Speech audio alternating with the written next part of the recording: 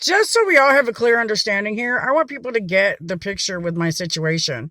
The people who lied in order to obtain my daughter, they claim to care so much. This is what DHS tells these people in order to get people's kids taken from them. People that don't even have relationships with each other. They knowingly allowed Robert Dole and Emily Dole to commit perjury in court. I don't know them people. I don't hang out with them. The only time I've ever dealt with Emily and Robbie was in family setting a couple times, and it was not good. I had to yell at Emily because she was disrespecting Robbie's mother. And Robbie let her. He didn't defend his mother. He didn't defend me, who he claims to be his sister. He defended Emily and disrespected his mother and me. But Robbie thinks that type of behavior is okay. He also apparently thinks it's okay to lie in court, because I've never had a relationship with these guys. And that's specifically why. Because I look at Emily and I see how disrespectful she was to my stepmother. Because Fred is still Steve's dad. Even though he's not mine, he's still Steve's dad. So to me, he's still a dad. And he was married to my mother. So to me, he's still a dad. Because, I'm just like that. We don't discriminate that way in our family. Anyway, my point is this. I don't know them people like that. In spite of that, I know Fred a little bit, but I've never had any type of relationship with Emily and Robbie.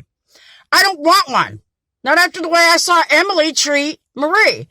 And I was still, I still kept Emily on my Facebook page and Robbie until they allowed Betty to start some drama.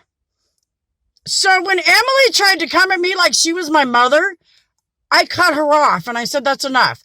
I forgive you, but I don't want nothing to do with you after that. These guys, I feel, tried to use my daughter and manipulate the system to force me into having a relationship with them, knowing I don't want one. I never have and I never will.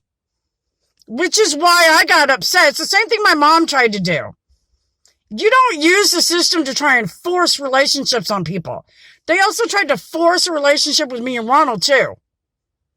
That's anti-constitutional. It's also unethical and inhumane. It cost two of my uncles their lives because they continued to allow Ronald to stay in a situation they knew was dangerous for Clarence.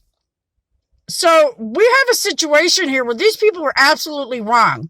I did everything within my power and means to attempt to try to inform the authorities, hey, this is not okay over here, and they still allowed it to continue. I'm not responsible for other people's actions, but I am responsible for mine. And I want my daughter to learn that when you stand up for yourself, in the end, you will win, as long as you do it appropriately. I also want her to see that you still should not allow the court system to bully you into something that you know is not right. And to do it appropriately. Because we've got so many people out here that are lashing out and using violence to do it.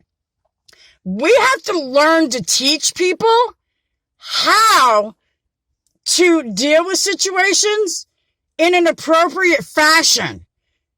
When you've got teachers who are out here rioting and looting with these protesters, teachers, senators, congressmen, all these politicians out here with these rioters and looters, what do you think that's teaching our children? That's why I didn't choose that path. I never really have.